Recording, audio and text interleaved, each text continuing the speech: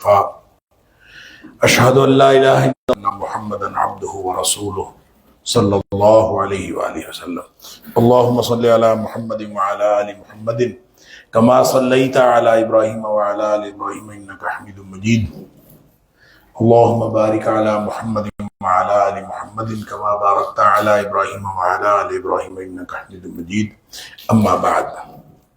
اللہ کی رحمت، اس کے فضل اور اس کی توفیق سے آج 7ویں پارے کے ساتھ ہمارا قیام مکمل ہوا۔ اللہ تعالی ہم سب کی طرف سے قبول فرمائے۔ 7ویں پارے میں سورۃ المائدہ کی بقیہ 38 آیات، آیت نمبر 83 سے آیت نمبر 120 تک وہ شامل ہیں، اور اس کے علاوہ سورۃ الانعام کی پہلی 110 آیات بھی آج کے پارے میں شامل ہیں۔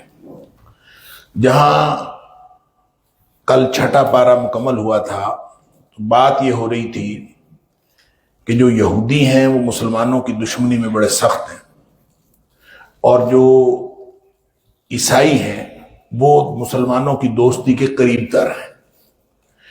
اس کی وجہ اللہ کریم نے یہ بتائی کہ ان کے اندر علماء ہیں اور ان کے اندر عبادت گزار لوگ ہیں، اور وہ تکبر نہیں کرتے۔ تو میں نے عرض کیا تھا کہ اس سے بہت سارے لوگوں نے یہ سمجھا ہے کہ عیسائی مسلمانوں کے قریب تر ہیں، اور فطری طور پر عیسائیوں کو مسلمانوں کے قریب تر ہونا چاہیے ایز کمپیئر ٹو یہودیوں کے مقابلے میں مسلمانوں کے قریب تر ہونا چاہیے۔ لیکن ہم دیکھتے ہیں کہ دنیا میں جب کبھی اتحاد بنتا ہے تو یہودیوں اور عیسائیوں کا بنتا ہے، کبھی مسلمانوں کے ساتھ ان کا یہودیوں کے خلاف اتحاد نہیں بنتا۔ اور یہاں اللہ کریم نے جن عیسائیوں کی بات کی کہ وہ قریب تر ہیں، اب ان کی تفصیل بتائی ہے کہ وہ کون ہیں۔ وَإِذَا سَمِعُوا مَا أُنزِلَ إِلَى الرَّسُولِ تَرَىٰ أَعْيُنَهُمْ تَفِيضُ مِنَ الدَّمْعِ مِمَّا عَرَفُوا مِنَ الْحَقِّ، جب وہ قرآن سنتے ہیں تو ان کی آنکھوں سے آنسو بہہ پڑتے ہیں، اس لیے کہ وہ جان جاتے ہیں حق کو۔ یقولون، پھر وہ کہہ اٹھتے ہیں، ربنا آمنا، اے ہمارے رب ہم ایمان لے آئے، فاکتبنا مع الشاہدین، ہمیں گواہی دینے والوں میں لکھ۔ اب جو یہ کہتا ہے وہ عیسائی کہاں رہ گیا؟ یہ ہے محبت میں قریب تر۔ اور پھر اللہ تعالیٰ فرماتا ہے وہ یہ کہتے ہیں وَمَا لَنَا لَا نُؤْمِنُ بِاللَّهِ وَمَا جَاءَنَا مِنَ الْحَقِّ وَنَطْمَعُ أَن يُدْخِلَنَا رَبُّنَا مَعَ الْقَوْمِ الصَّالِحِينَ۔ وہ کہتے ہیں ہمیں کیا ہو گیا ہے کہ ہم ایمان نہ لائیں اللہ پر، اور جو کچھ ہمارے پاس حق کے ساتھ آیا ہے، وَنَطْمَعُ أَن يُدْخِلَنَا، اور ہم طمع رکھتے ہیں، امید رکھتے ہیں کہ اللہ ہمیں صالحین کی قوم کے ساتھ داخل کر دے۔ یہ ہے ان کی فَأَثَابَهُمُ اللَّهُ بِمَا قَالُوا جَنَّاتٍ تَجْرِي مِن تَحْتِهَا الْأَنْهَارُ خَالِدِينَ فِيهَا، بس اللہ تعالیٰ ان کو ثواب دیتا ہے، ثواب کی شکل میں جنت عطا فرمائے گا۔ سبحان اللہ۔ تو یہ کون لوگ ہیں؟ تو نصارہ کی قربت کی جو تفصیل بتائی ہے، اس سے امام قرطبی وغیرہ نے اور امام شوکانی نے جو اس کی تفصیل بتائی ہے وہ یہ ہے کہ یہ دراصل جب نجاشی جو حبشہ کا بادشاہ تھا، وہ عیسائی تھا، اس نے جب قرآن سنا تھا تو قرآن سن کے اس کی آنکھوں سے آنسو بہہ پڑے تھے۔ تو یہ نجاشی اور ان کے ساتھیوں کی بات ہے، یا پھر کوئی اور عیسائی علماء تھے جو نبی کریم صلی اللہ علیہ وسلم کے ساتھ پاس بھیجے گئے۔ جب نجاشی کے پاس تو حضرت جعفر طیار نے رضی اللہ تعالیٰ عنہ نے سورہ مریم کی تلاوت کی تھی، اور وہ رونے لگ گیا تھا سن کے، اور اس سے یہ بھی پتہ چلتا ہے کہ وہ مسلمان ہو گیا تھا، کیونکہ نبی کریم صلی اللہ علیہ وسلم نے جب اطلاع آئی کہ نجاشی فوت ہو گیا ہے، اس کا نام تھا اسحمہ۔ حبشہ کے بادشاہوں کو نجاشی کہتے تھے، جیسے مصر کے بادشاہوں کو فرعون کہتے تھے، اسی طرح حبشہ کے بادشاہوں کو نجاشی کہتے تھے، نام اس کا اسحمہ تھا۔ جب نبی پاک صلی اللہ علیہ وسلم کو خبر ملی کہ وہ فوت ہو گیا تو آپ نے فرمایا تمہارا بھائی نجاشی فوت ہو گیا، اس کی نماز جنازہ پڑھو، اور نبی کریم صلی اللہ علیہ وسلم نے اس کی غائبانہ نماز جنازہ آپ خود کروائی نبی پاک صلی اللہ علیہ وسلم۔ تو اس کا مطلب یہ ہے کہ مسلمان ہو گیا۔ تو ایسے لوگ جو مسلمان ہو گئے ہیں یہ ہیں قریب تر۔ جو عیسائی رہتے ہیں اور مسلمانوں کے ساتھ نفرت کرتے رہتے ہیں وہ قریب تر نہیں ہیں۔ یہ تو اللہ کریم نے اس کی تفصیل بتا دی۔ آگے آیت نمبر 87 اور 88 میں فرمایا راہب اور جوگی نہ بنو، بلکہ یا ایھا الذین آمنوا لا تحرموا طیبات ما احل اللہ لکم ولا تعتدوا، کیسے اپنے اوپر زیادتی کرتے ہو کہ جو چیزیں اللہ نے حلال کی ہیں وہ اپنے اوپر حرام کر لیتے ہو. اور ایک کسی شخص نے کہا تھا کہ میں آج کے بعد جو ہے گوشت نہیں کھاؤں گا، میں نے اپنے اوپر گوشت حرام کر لیا، یا اس طرح کے اور بھی واقعات. تو یہ آیت نازل ہوئی کہ کیسے تم اپنے آپ پر جو اللہ نے حلال کیا اس کو اپنے اوپر حرام کیسے کر لیتے. بلا تعتدوا. لوگ کہتے ہیں کہ جناب اصل جو فقیری ملتی ہی اس وقت ہے جب آپ کھانا پینا چھوڑ دیتے ہیں اور سیب سامنے ٹانگا ہوا ہو، وہ ادھر ادھر ہل رہا ہو، کھانا نہیں ہے اور اس طرح کی چیزیں. تو اللہ تعالیٰ فرماتا ہے کہ یہ راہب اور جوگی بننا یہ دین نہیں ہے. دین یہ ہے کہ اللہ کی نعمتوں کا سے استفادہ کرو اور اللہ کا شکر کرو.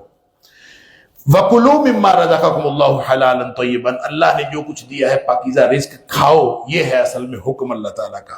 آگے آیت نمبر 89 کے اندر کفارہ قسم کی بات ہے، کفارہ یمین. میں نے جب ہم نے سورہ بقرہ میں آیت نمبر 225 پڑھی تھی تو میں نے عرض کیا تھا کہ اس کا ذکر سورہ مائدہ میں آئے گا. تو اللہ تعالیٰ فرماتا ہے کہ لا یؤاخذکم اللہ باللغو فی ایمانکم. اللہ تعالیٰ تمہاری لغو قسموں پر تمہارا مواخذہ نہیں کرتا. قسم اصل میں ہوتی ہے 3 قسم کی. قسم کو عربی زبان میں کہتے ہیں یمین. تو قسم جو آدمی کھاتا ہے وہ ایک تو یہ لغو قسم ہے، ایسی کسی کو عادت پڑی اللہ قسم میں نے فلاں کام کر لیا، اللہ قسم میں نے کھانا کھا لیا، اللہ قسم میں آ گیا. یہ جو آدمی کسی کو تکیہ کلام بنا ہوا ہے یا اس نے بات بات پہ قسم اٹھاتا ہے، یہ لغو قسم. یہ نہیں اٹھانی چاہیے، یہ فضول کام ہے. مومن لغو کاموں سے پرہیز کرتے ہیں لیکن اس پر کفارہ نہیں ہے. دوسری قسم کی قسم ہے جس کو کہتے ہیں یمین غموس. یمین غموس وہ ہے جو جھوٹی قسم، کہ آدمی جھوٹی قسم اٹھا دے. بہت بڑا گناہ ہے جھوٹی قسم، لیکن اس پر بھی کفارہ نہیں. گناہ ہے، سزا ملے گی جو کوئی شخص جھوٹی قسم اٹھاتا ہے، کفارہ اس پر بھی نہیں. تیسری قسم ہے یمین موقدہ. وہ قسم جو آدمی سوچ سمجھ کے اٹھاتا ہے اور اپنے دل سے اس کو، موقدہ کا مطلب اس کی عقد لگی، گرا لگی ہوئی، اس قسم کے اوپر کفارہ ہے. اگر وہ قسم توڑے، قسم اٹھائی ہوئی ہے اور وہ قسم توڑے گا تو اس کا کفارہ ہے. کفارہ کیا ہے؟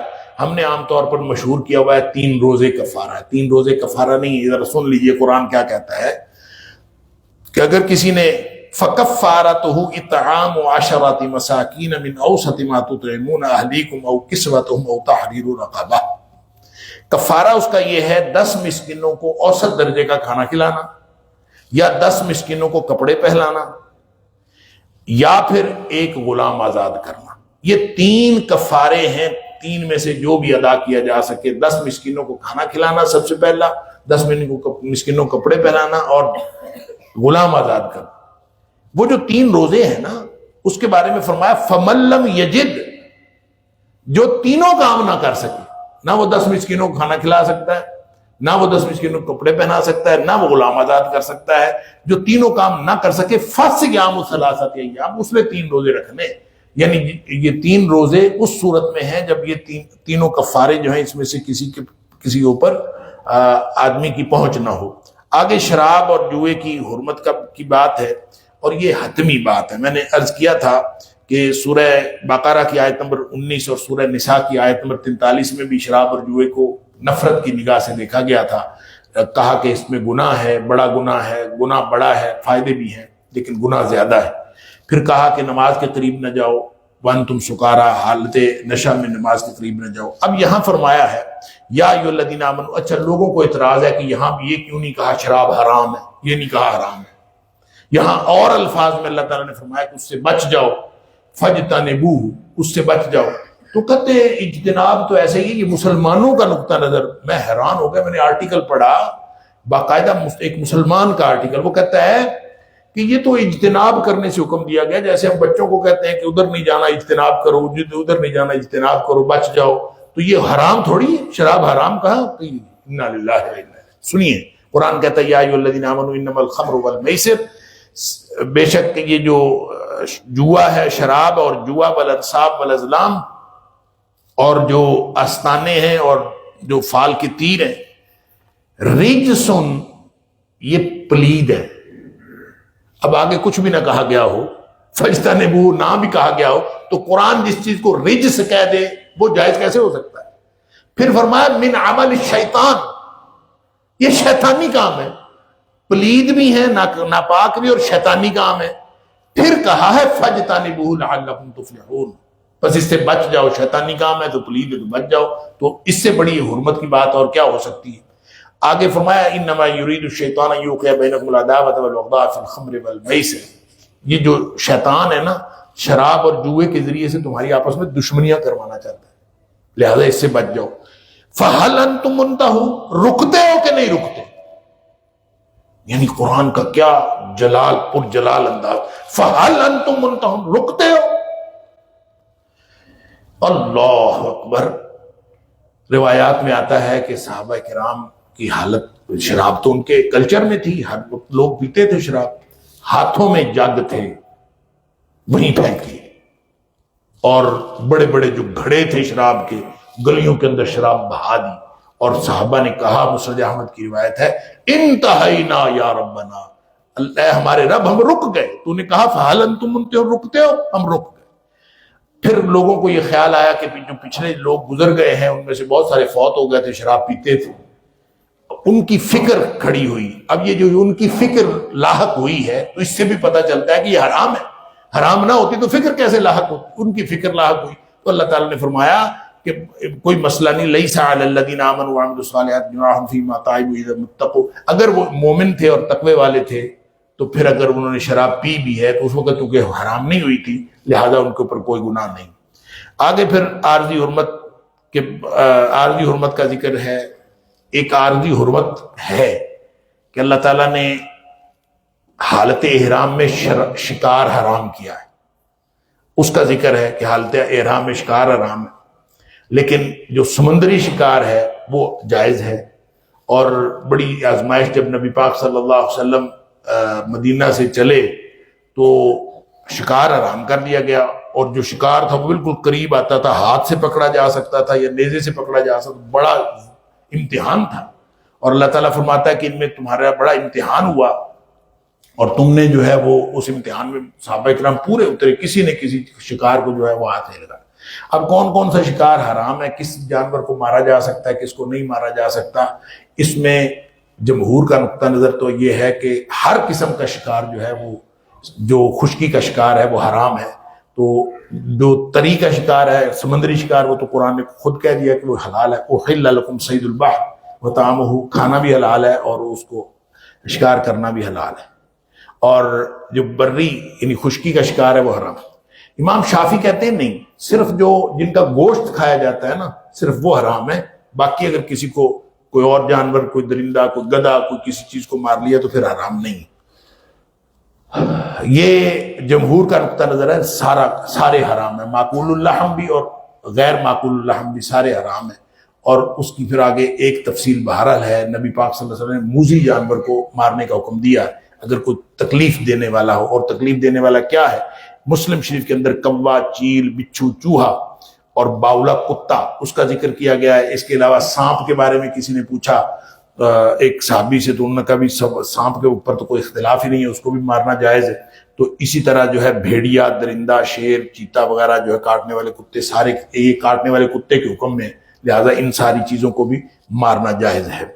آگے پھر اللہ تعالیٰ نے فرمایا کہ پاک اور ناپاک برابر نہیں ہو سکتے، لا یستوی الخبیث والطیب ولو اعجبک کثرت الخبیث۔ کثرت کے اوپر ہم فیصلہ کرتے ہیں کہ ایک طرف کثرت، جس طرف کثرت ہے ہم کہتے ہیں یہ زیادہ، یہ اچھے لوگ، یہ ٹھیک لوگ ہیں، زیادہ لوگ جو ہیں وہ ٹھیک لوگ۔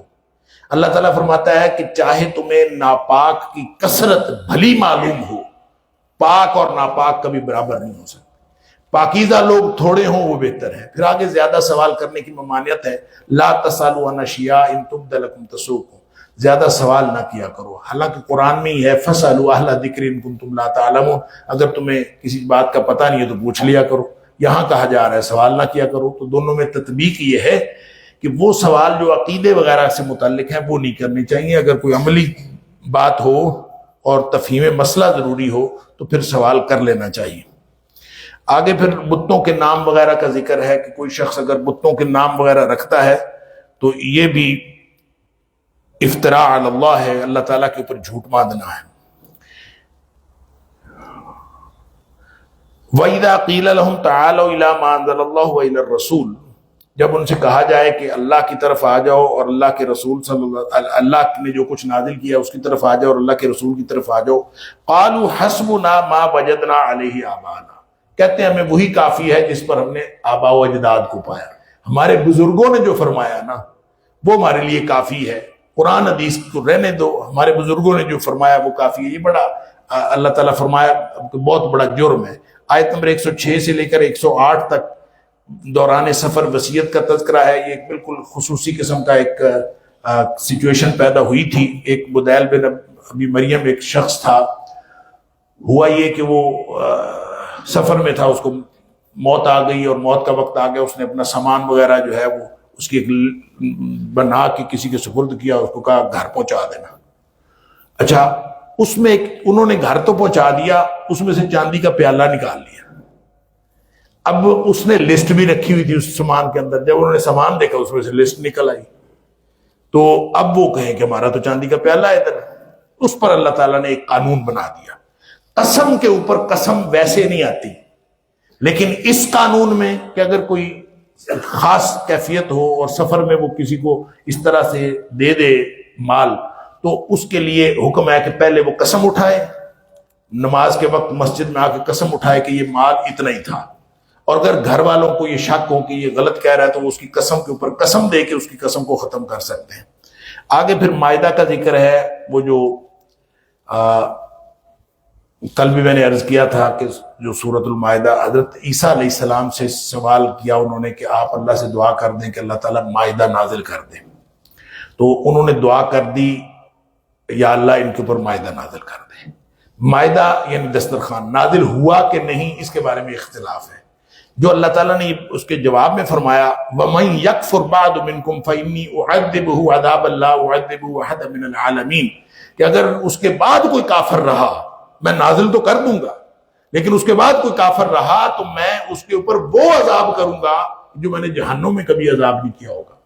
اس سے محسوس ہوتا ہے کہ وہ نہیں ہوا ہوگا۔ اس کا ایک واقعہ حدیث میں بھی آتا ہے کہ صحابہ کچھ کافروں نے نبی پاک، مکے کے کافروں نے نبی پاک صلی اللہ علیہ وسلم سے کہا تھا کہ اگر صفا کی پہاڑی سونے کی بن جائے نا تو اپنے اللہ سے دعا کرو کہ سونے کی بن جائے، اگر یہ سونے کی بن جائے تو ہم سارے مسلمان ہو جائیں۔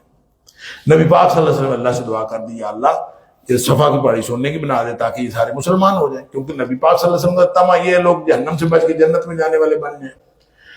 اللہ تعالیٰ نے ایک فرشتہ بھیجا، طبرانی کی روایت ہے، اللہ تعالیٰ نے ایک فرشتہ بھیجا، اس فرشتے نے آ کے نبی کریم صلی اللہ علیہ وسلم کو جو بات کی اس میں یہ ملتے جلتے الفاظ ہیں کہ اللہ تعالیٰ نے یہ کہا، فرشتے نے آ کے نبی پاک صلی اللہ علیہ وسلم کو پیغام دیا کہ اللہ یہ کہتا ہے، اللہ تعالیٰ آپ کو سلام کہتا ہے اور اللہ تعالیٰ کہتا ہے کہ ان شئتا، اگر آپ چاہتے ہیں تو ہم صفا کی پہاڑی کو سونے کا بنا دیتے، لیکن ایک بات یاد رکھیں، فمن کافر منہم، اس کے بعد اگر کسی نے کفر کیا، عذبتہ لا اعذب احد من العالمین، اس کو پھر میں وہ عذاب کروں گا کہ جہنم میں کبھی عذاب نہیں ہوا ہوگا۔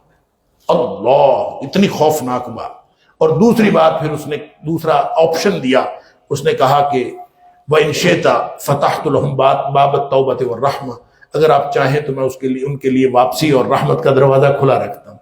نبی پاک صلی اللہ علیہ وسلم فرماتے ہیں قلت بلا، میں نے کہہ دیا اللہ باب التوبۃ والرحمہ، میری امت کے لیے سونے کی پہاڑی ہمیں نہیں چاہیے، ہمیں واپسی اور رحمت کا دروازہ کھلا رکھنا۔ تو اس لیے اس سے یہ پتہ چلتا ہے کہ وہ مائدہ نازل نہیں ہوا ہوگا۔ حضرت عیسیٰ علیہ السلام جو ہیں، ان سے اللہ تعالیٰ قیامت والے دن پوچھے گا کہ کیا تو نے کہا تھا کہ مجھے اور میری ماں کو الہین بنا لینا؟ تو حضرت عیسیٰ علیہ السلام کہیں گے ما قلت لهم، اللہ میں نے تو نہیں کہا ان کو کچھ، الا ما امرتنی بھی، جو تو نے حکم دیا تھا میں نے تو وہی کہا تھا۔ اللہ، عیسیٰ علیہ السلام یہ جواب دیں گے۔ وہاں ایک بات ہے ان تعذبهم فانهم عبادک، اللہ اگر ان بندوں کو تو عذاب دے تو تیرے بندے ہیں۔ اللہ، حدیث میں آتا ہے، مسلم شریف کی روایت ہے کہ نبی کریم صلی اللہ علیہ وسلم یہ آیت ان تعذبهم فانهم عبادک وَإِن تَغْفِرْ لَهُمْ فَإِنَّكَ أَنْتَ الْعَزِيزُ الْحَكِيمُ، اللہ اگر تو عذاب دے تو تیرے بندے ہیں، اگر تو ان کو بخش دے تو ہے ہی بڑا غلبے والا اور حکمتوں والا۔ ایک یہ آیت اور ایک سورہ ابراہیم کی آیت رب انہن اضللن کثیر من الناس، یہ آیت نبی پاک صلی اللہ علیہ وسلم پڑھتے رہے اور روتے رہے۔ اتنا روئے صحابی کہتا ہے کہ جبریل علیہ السلام کو اللہ تعالیٰ نے بھیجا، یا جبریل اذهب الى محمد، اے جبریل محمد کریم صلی اللہ علیہ وسلم کی طرف جاؤ اور جا کے ان سے کہو اللہ اکبر، کہ جا کے بھیجا تو انہوں نے جا کے بات کرو، حالانکہ نبی پاک اللہ تعالیٰ تو سب کچھ جانتا ہے، ربک عالم، رب تو سب کچھ جانتا ہے، فسلہ ما یبکیک، جا کے نبی کریم صلی اللہ علیہ وسلم سے پوچھو، جبریل کو بھیجا کہ آپ کو کون سی چیز رلا رہی ہے، کس وجہ سے آپ جو ہے اتنا رو رہے ہیں، تو آپ نہ روئیں، انا سنردیک فی امتک ولا نسوک، کہ اے محمد صلی اللہ علیہ وسلم آپ کو ہم آپ کی امت کے بارے میں راضی کریں گے اور آپ کو بھلائیں گے نہیں۔ یہ مسلم شریف کی حدیث ہے۔ اس آیت کے جواب میں، اس آیت کی تلاوت کے جواب میں اللہ کریم نے نبی پاک صلی اللہ علیہ وسلم کو یہ خوشخبری سنائی۔ آگے سورۃ الانعام ہے، انعام کا مطلب ہوتا ہے چوپائے۔ بنیادی طور پر یہ مکی صورت ہے، اور مکی صورتوں میں جو مضامین ہیں وہ عقیدے کے مضامین ہوتے ہیں، تو توحید، رسالت اور آخرت جو بنیادی عقائد ہیں وہ اس کے اندر بیان ہوئے، اور اس کا مرکزی مضمون یہی ہے کہ ملت ابراہیمی کے اصل وارث جو ہیں وہ بنی اسماعیل ہیں، اور قریش مکہ نہیں ہے بلکہ محمد کریم صلی اللہ علیہ وسلم اور ان کے ساتھی ہیں۔ اور اس میں پھر بات توحید کی بیان ہوئی ہے، ابتدا بھی توحید سے ہے، اور پھر ان کے جو مختلف شکوک و شبہات ہیں ان کا ذکر کیا گیا۔ فرشتے کا مطالبہ کرتے تھے، فرشتہ کیوں نہیں آتا؟ تو اللہ نے فرمایا فرشتہ اگر آ جائے نا تو مہلت ختم ہو جاتی ہے، اور دوسری بات اگر فرشتہ بھی نبی بن کے آتا نا تو اس نے انسانی شکل میں ہی آنا تھا، تو تمہیں پھر بھی شبہ ہونے تھے۔ پھر آگے اللہ تعالیٰ کی رحمت کی بات ہے، پھر دلائل توحید ہیں، کون و مکان کا مالک اللہ ہے، خالق اللہ ہے، رزق دینے والا اللہ ہے، مصیبتیں دور کرنے والا اللہ ہے، غلبہ اسی کے ہاتھ میں ہے، اور حاکم ہے اور خبیر و علیم ہے، عبادت کے لائق وہی ہے۔ اور اس قرآن سے بڑی گواہی اور کیا ہو سکتی ہے؟ آیت نمبر 19 میں فرمایا نفع نقصان کا مالک اللہ ہے۔ اور مشرکین جو قیامت کا انکار کرتے ہیں، آج قیامت کو شرک سے انکار کریں گے، واللہ ربنا ما کننا مشرکین، قیامت والے دن کہیں گے ہم تو شرک کرتے ہی نہیں تھے۔ تو فرمایا اصل خسارہ جو ہے قیامت کا ہے، اور نبی پاک صلی اللہ علیہ وسلم کو تسلی دی گئی ہے، وَلَقَدْ كُذِّبَتْ رُسُلٌ مِّن قَبْلِكَ، آپ سے پہلے بھی لوگوں کو، رسولوں کو جھٹلایا گیا، آپ پریشان نہ ہوں۔ آگے پھر فرمایا مشرک جو ہے مردوں کی طرح ہے، مشرک مردوں کی طرح ہے، جیسے مردے کو سنوایا نہیں جا سکتا ایسے مشرک کو کوئی بات سمجھ نہیں آتی، آپ اس کو بات سمجھاتے رہے، مشرک کی مت ماری ہوئی ہوتی ہے۔ آگے بڑا منفرد پیرایا اختیار کیا اللہ کریم نے توحید کو سمجھانے کا، کہ اللہ تعالیٰ کا مصیبت میں کس کو پکارتے ہو، اللہ تعالیٰ سوال کرتا ہے مصیبت میں کس کو پکارتے ہو، اور مصیبت میں مشرک بھی اللہ کو پکارتے تھے، تو جب جس کو پکارتے ہو وہی اصل جو ہے وہ اختیارات کا مالک ہے۔ آگے پھر نبی پاک صلی اللہ علیہ وسلم کی اختیار اور حیثیت کی بات ہے، قل لا اقول لکم عندی خزائن اللہ ولا اعلم الغیب ولا اقول لکم انی ملک، اے حبیب صلی اللہ علیہ وسلم آپ ان کو بتا دیجئے نہ میرے پاس خزانے ہیں، نہ میں غیب جانتا ہوں، نہ میں یہ کہتا ہوں کہ میں فرشتہ ہوں۔ اللہ ان اتبع الا ما یوحی الی، میری کل حیثیت یہ ہے کہ میری طرف جو اللہ وحی کرتا ہے میں اس کی پیروی کرتا ہوں۔ اللہ آگے پھر مشرکین کی کٹ حجتیاں ہیں اور توحید کے دلائل ہیں۔ پھر وہ کہتے تھے غریبوں کو مجلس سے نکال دیں، ابتدائی مسلمان تو غریب تھے، تو سرداروں کو بڑی تکلیف ہوتی تھی کہ یہ غریب مسلمان ہے۔ اللہ تعالیٰ فرماتا ہے فَتَطْرُدَهُمْ فَتَكُونَ مِنَ الظَّالِمِينَ، اے حبیب صلی اللہ علیہ وسلم اگر آپ ان غریبوں کو نکال دیں گے آپ ظالموں میں سے ہو جائیں گے، لہٰذا ان کو نہیں نکالنا۔ آگے پھر اللہ کریم نے اپنی توحید کے دلائل دیے ہیں کہ اللہ کا جو حکومت ہے، اللہ کا علم ہے وہ کلی ہے، حکومت بھی حکم بھی کلی ہے اور علم بھی کلی ہے۔ پھر فرمایا کہ قل هو القادر علی ان یبعث علیکم عذابا من فوقکم، اللہ تعالیٰ اس بات پر قادر ہے کہ کسی بھی وقت عذاب آ سکتا ہے، شرک سے باز آ جاؤ وگرنہ کسی بھی وقت عذاب آ جائے گا۔ دین کا مذاق اڑانے والی مجالس میں نہ بیٹھو، آیت نمبر 68 کے اندر فرمایا، میں نے کل بھی عرض کیا تھا سورہ نساء کی آیت نمبر 140 کے اندر بھی یہی بات اللہ کریم نے فرمائی، جہاں دین کا مذاق اڑایا جا رہا ہو ان مجالس کے اندر بیٹھنا منع ہے، ان سے اٹھ کے آ جاؤ۔ آگے پھر آیت نمبر 74 سے 94 تک تمام انبیاء کا مشترکہ نقطہ توحید، یعنی نبوت کے منکر نہ بنو، سارے نبی یہی توحید کی دعوت دیتے رہے۔ اس میں پہلے ابراہیم علیہ السلام کا ذکر ہے، اور چونکہ ابراہیم علیہ السلام کی ملت کی پیروی کو وہ دعویٰ کرتے تھے، اس لیے ابراہیم علیہ السلام کا ذکر ہے۔ ابراہیم علیہ السلام کا مناظرہ ہے آیت نمبر 74 سے 87 تک۔ اصل میں ابراہیم علیہ السلام نے 4 مناظرے کیے اپنی زندگی میں، 4 مناظرے کیے۔ پہلا مناظرہ جو اپنی باپ کے ساتھ کیا، اس کا ذکر سورہ مریم میں ہے۔ پھر نمرود کے ساتھ کیا، جس کا ذکر سورہ بقرہ میں ہے۔ پھر عوام کے ساتھ کیا جب بت توڑے تھے، اس کا ذکر سورہ انبیاء کے اندر ہے۔ اور چوتھا مناظرہ وہ ہے جو کیا تو عوام کے ساتھ، لیکن اس میں دعوت فکر دی اور بڑا عجیب پیرایا استعمال کیا ہے۔ پہلے ستارے کو دیکھا، کہا ستارہ میرا رب ہے۔ ستارہ ڈوب گیا، کہا ڈوبنے والا میرا رب کیسے ہو سکتا؟ پھر کہا چاند نکلا تو چاند میرا رب ہے۔